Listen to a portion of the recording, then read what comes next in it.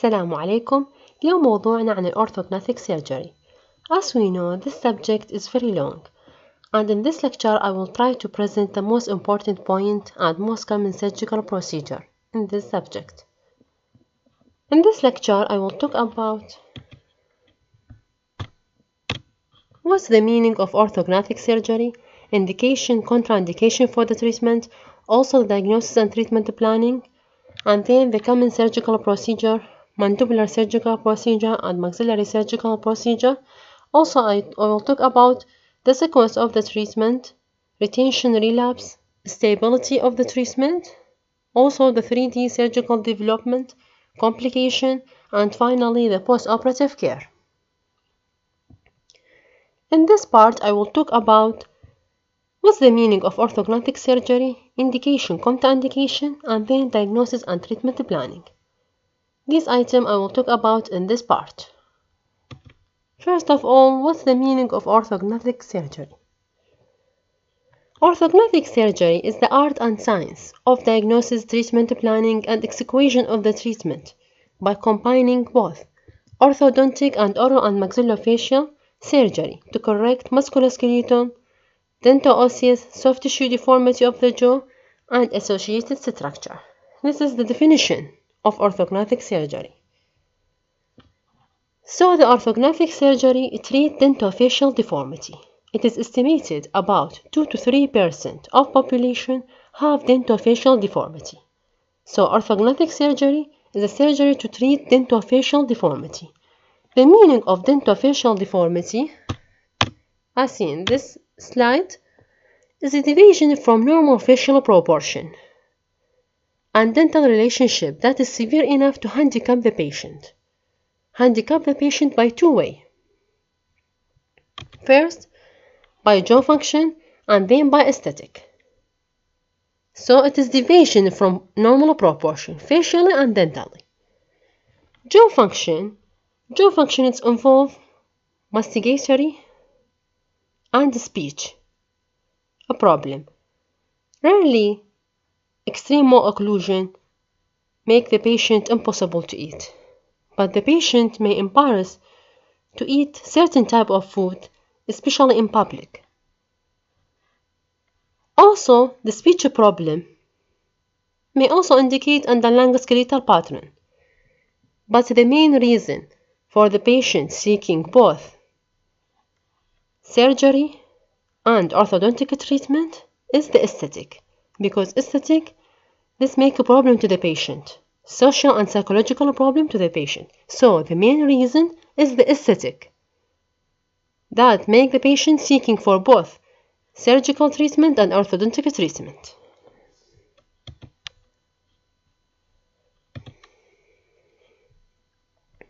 As seen in this picture, 2 words, 1 dream.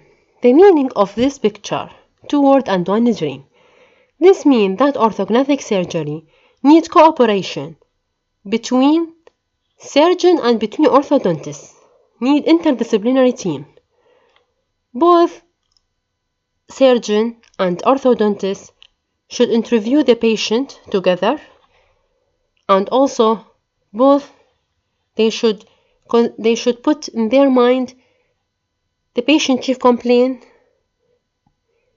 should put in their mind the complication of the patient and chief complaint of the patient to reach the accurate diagnosis and accurate treatment planning. And also both discuss the complication, discuss all the treatment possibility and all the complication of the treatment with the patient to reach the accurate diagnosis and reach appropriate treatment planning. So it is very important the cooperation between the orthodontist and oral and maxillofacial surgeon to reach the successful treatment. Indication for the treatment. Combined orthodontic and orthognathic surgery is indicated when the patient has severe skeletal or very dental-alveolar problem, severe dental-alveolar problem that is too extreme enough to correct with orthodontic alone.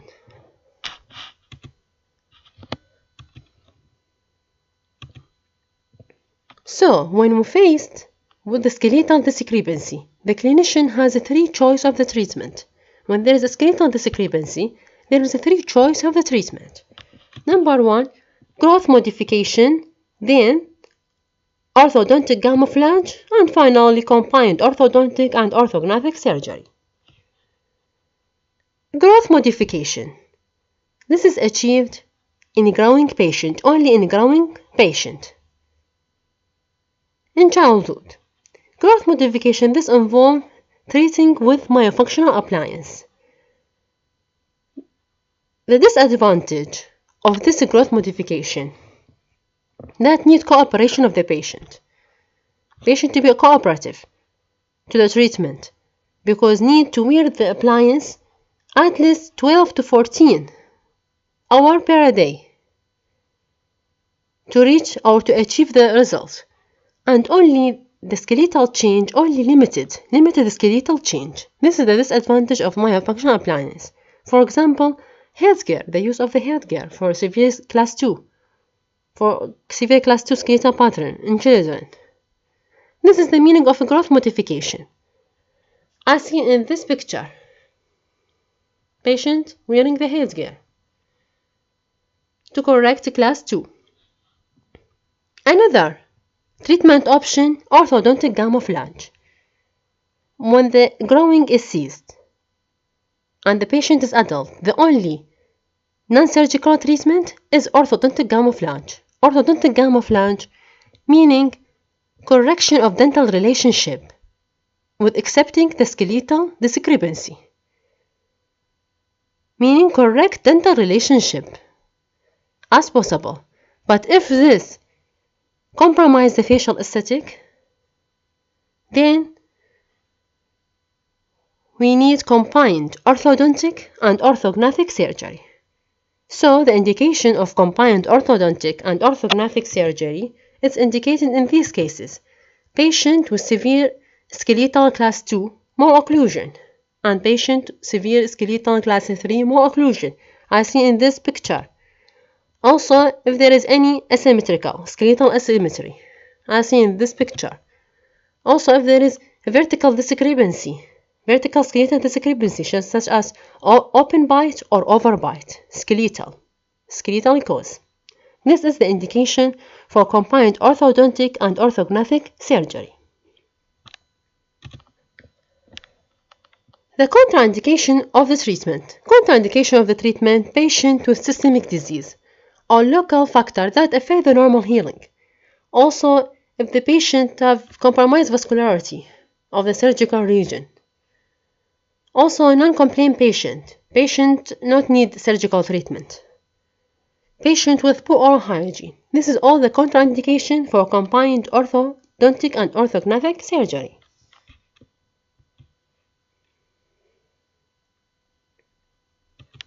The objective of the treatment. The objective of the treatment is the same as the orthodontic treatment. Acceptable dental facial aesthetic. Also good function, optimal oral health, and finally stability. This is the objective of the treatment.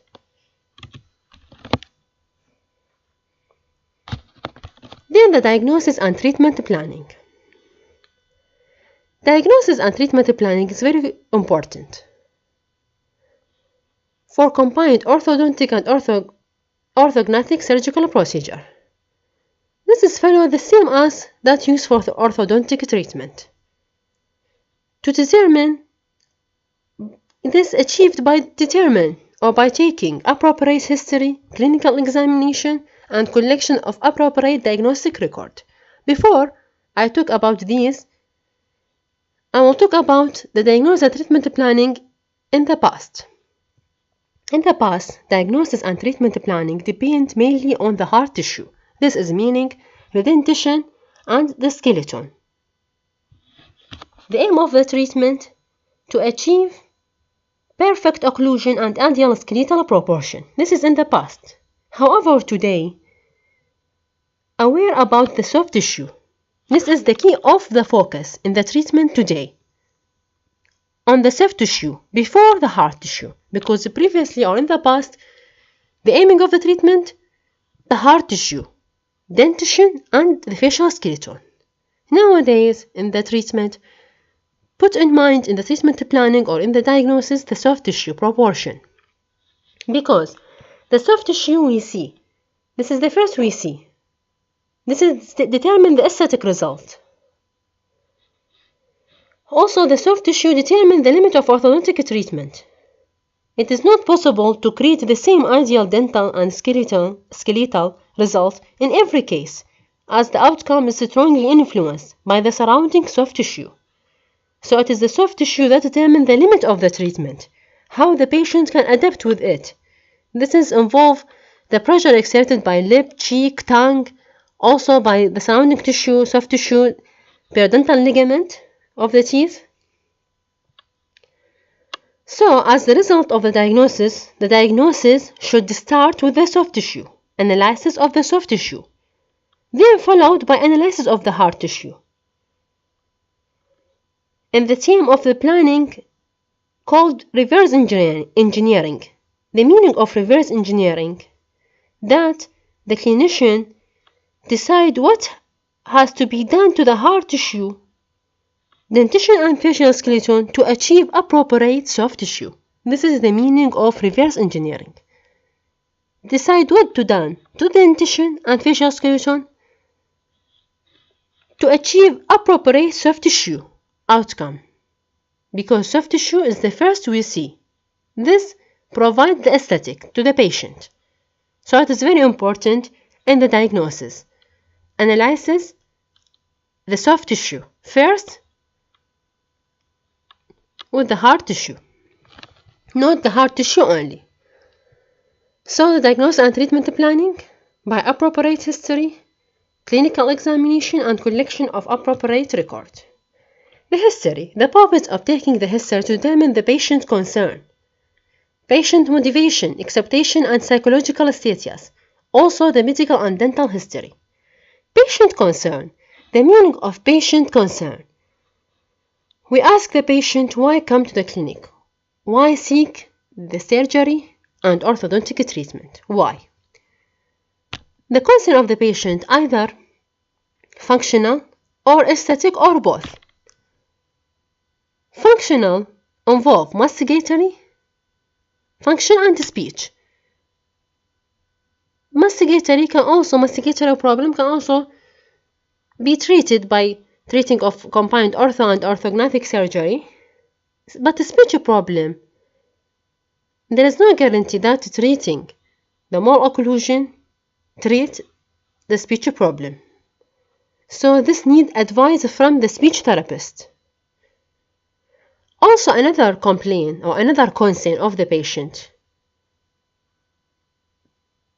concern about pain due to the traumatic malocclusion. For example, traumatic malocclusion or TMJ disorder.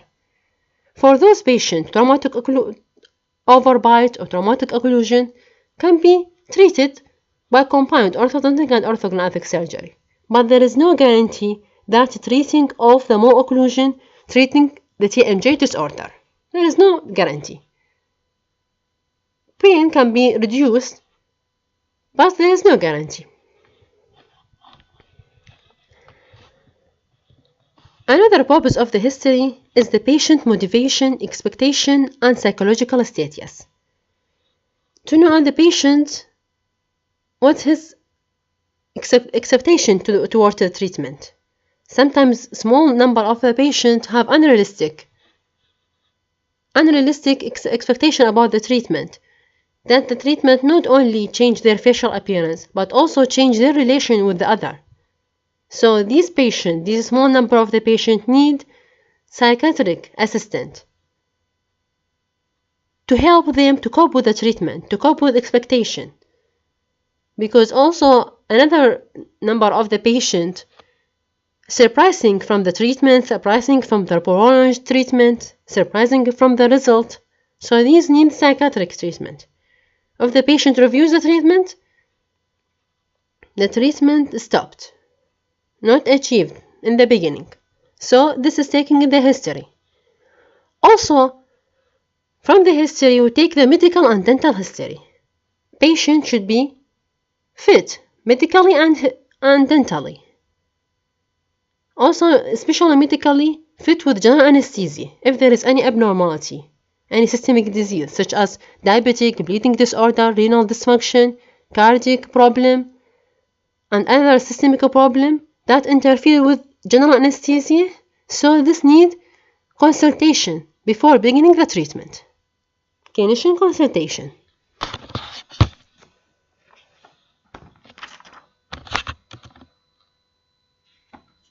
The clinical examination. Preoperative assessment of the patient. The clinical examination should involve both soft tissue and hard tissue. It is very important after taking the history, then the clinical examination to reach the diagnosis, to reach the correct treatment planning.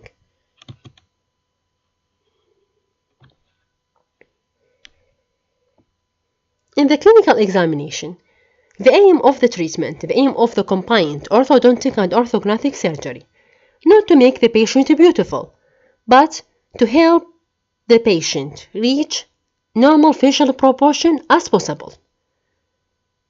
So in the clinical examination, first we examine the full face assessment and then the profile assessment. This is very important. Extra-oral examination, full face assessment and the profile assessment. Full face assessment, the normal facial proportion. The face can be divided vertically into 3 horizontal lines, as seen in this picture. This first horizontal line at the hairline, and then the horizontal line at the nasal base, and then on the chin. This is a 3 horizontal line parallel to each other. This is the facial proportion, normal facial proportion. And also the face can be divided into 3 thirds. The upper third from the hairline to the eyebrow, and the middle third from the eyebrow to the nasal base, and the last third, the lower third, is divided into 2 thirds. The upper 1/3 from the nasal base to the upper lip, and the second 2/3, as seen in this picture, from the lower lip to the chin. This is the normal proportion, divided into 3 equal thirds, and the lower third divided into 2 thirds, as seen in this picture. This is the full face assessment, the facial proportion. Also, we should assess the profile. Ask the patient to relax, natural head position, look at distance, to see if there is any abnormality, if there is deviation from normal facial proportion, deviation from the midline, as seen in this picture. This is mandibular asymmetry. This is this central line discrepancy, as seen in this picture. Also, examine the occlusal plane with the interpupillary line. The occlusal plane should be parallel with interpupillary line. Also, the nose should be lie vertically below the most frontal or anterior part of the frontal area, as seen in this picture, and the interpupillary line parallel with occlusal plane. This is the normal facial proportion. This is the full face assessment.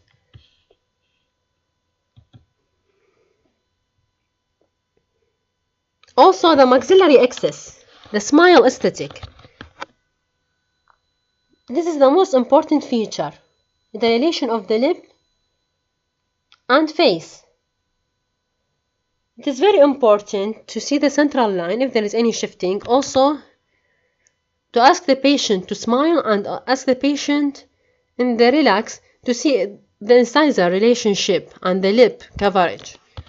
The incisor should be 1 millimeter, appear 1 millimeter at this position as seen in this picture, 1 millimeter in the male and 2 to 3 millimeter in the female.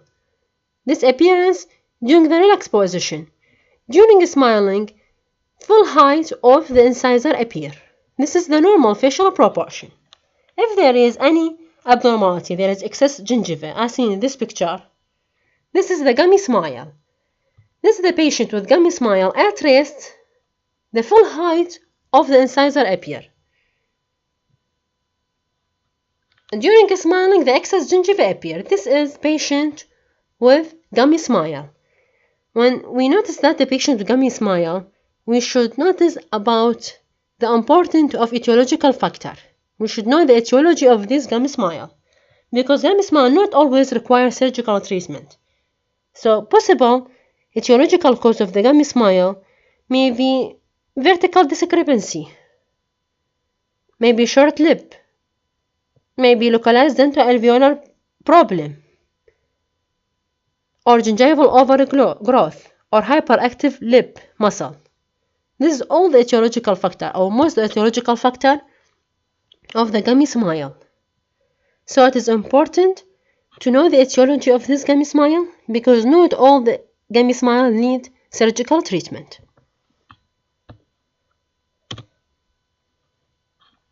Then after full face assessment, then profile assessment.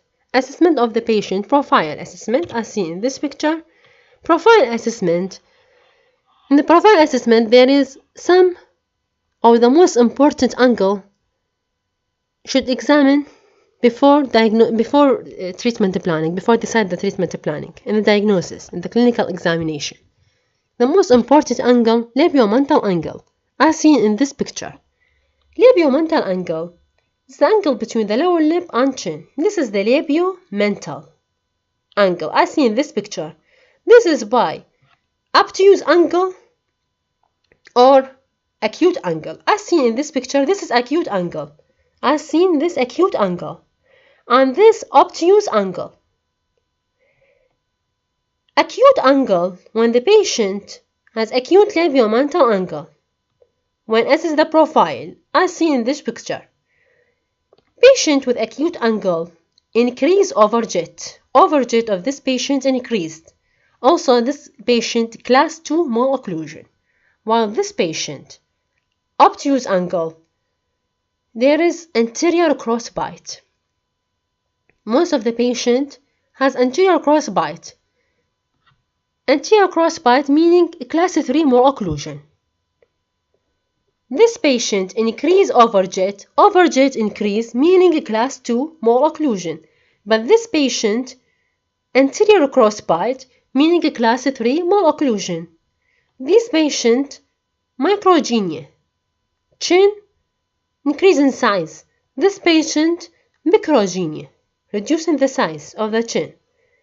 This patient have deep bite, and this patient open bite, most commonly. Also, in the acute angle, the comparison between the acute and obtuse labiomental angle is very important.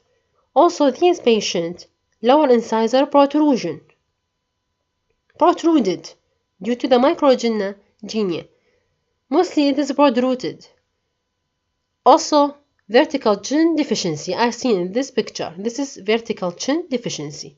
This patient increase vertical chin and also reticulation. Reticulation of the lower incisor. Reticulation of the lower incisor because the patient have class 3 malocclusion. When patient have class 3 malocclusion, due to the action of the lip, so it is reticulined, the incisor reticulined. This is the most important feature of labiomental angle. Another angle is nasolabial angle. Nasolabial angle, as seen in this picture, between chromula of the nose and the upper lip. This is acute, this is obtuse angle, and this is acute angle. One patient acute angle, as seen in this picture. Upper incisor protrusion and dropping nasal tip, as seen. This is dropping the nasal tip and dropping the nasal tip. Also, this patient, as seen in this picture, class 3, retruded maxilla, and this patient class 3. Also, this patient mostly deep bite and maxillary vertical deficiency. As seen, when compared with this patient with obtuse angle, this increases the vertical deficiency. This is decrease the vertical deficiency, maxillary vertical deficiency. This patient open bite, as seen in this picture, open bite. This patient deep bite when there is acute labiomental angle. Prominent gromile. This is a dropping of the nasal base. This upper patient, upper incisor reticlined, this patient proclined. This is very important to assess the nasolabial angle from profile of the patient. Another important angle, lip-chin throat angle, as seen in this picture. It appears from the picture, this lip-chin mental angle. When it is acute, this is acute angle, as seen in this picture, and this obtuse angle. Acute angle, most commonly this thin patient. This patient with obtuse angle, present of submandibular adipose tissue. This patient, as seen from this picture, acute prominent chin. This meaning class 3. This is class 3. This patient with obtuse angle, class 2. As seen from this picture, mandibular anterior-posterior excess.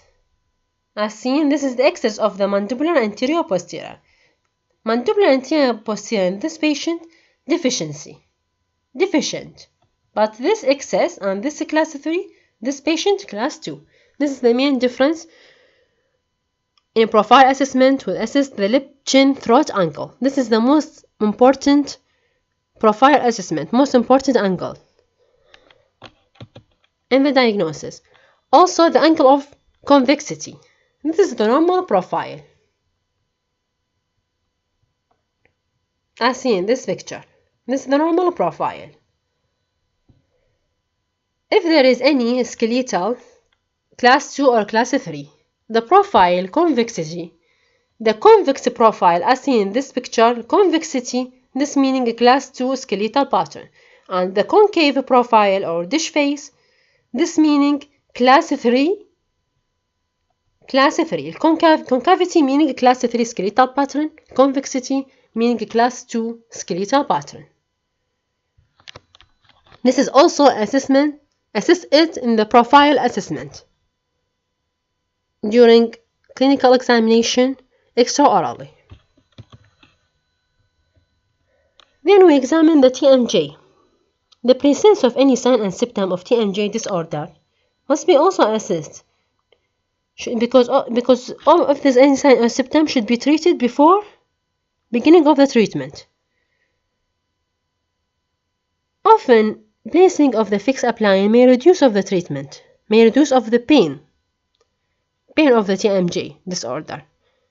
Due to the pain from the orthodontic treatment, reduce some habits such as clenching, and this reduce some pain from the TMJ disorder, because the pain from the treatment reduce the habits such as clenching or other habits that cause the TMJ pain.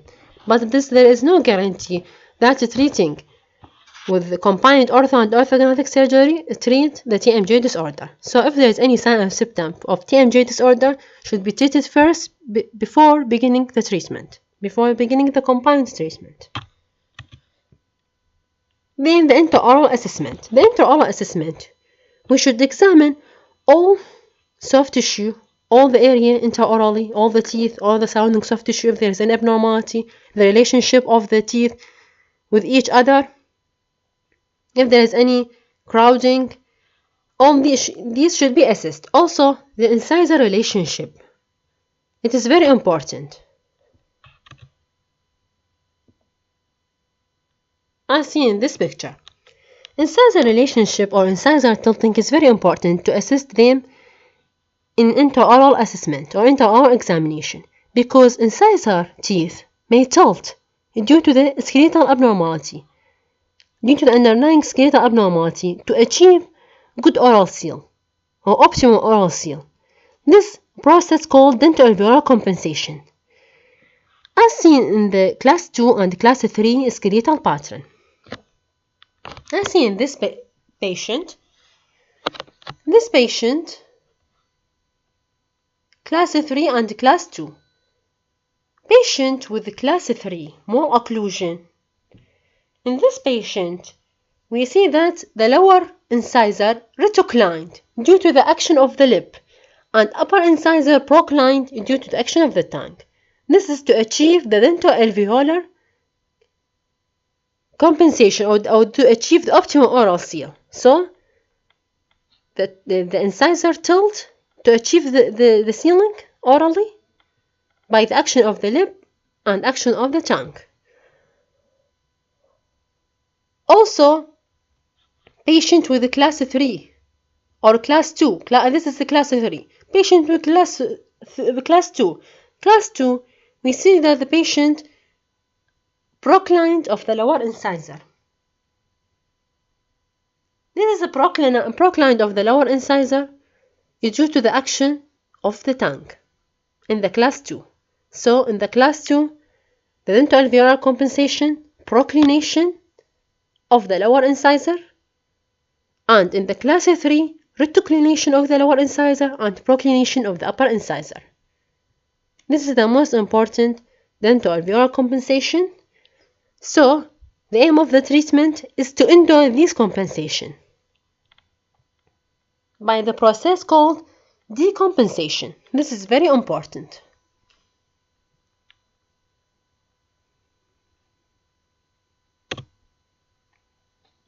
Radiographic assessment of the patient. Also, it's very important, radiographic assessment of the patient.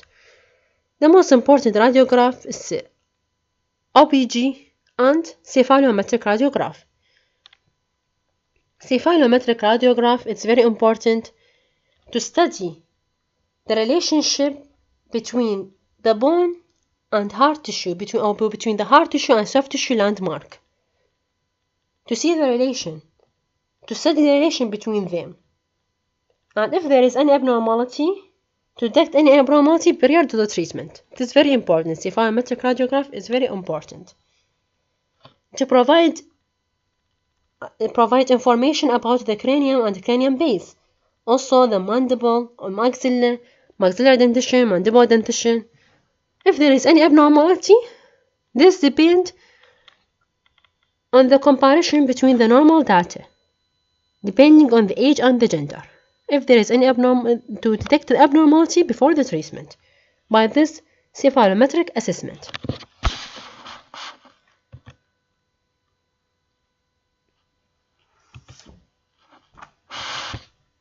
Also, the study model is very important. This diagnostic record before the treatment to locate the problem preoperatively. Also, to determine the feasible surgical plan. Also, determine direction of the movement. To view the osteotomy site, the surgical area. To know the problem on the model. Also, to obtain the measurement of the osteotomy. This all reduce the treatment time, reduce the surgery time, and lead to the successful treatment planning.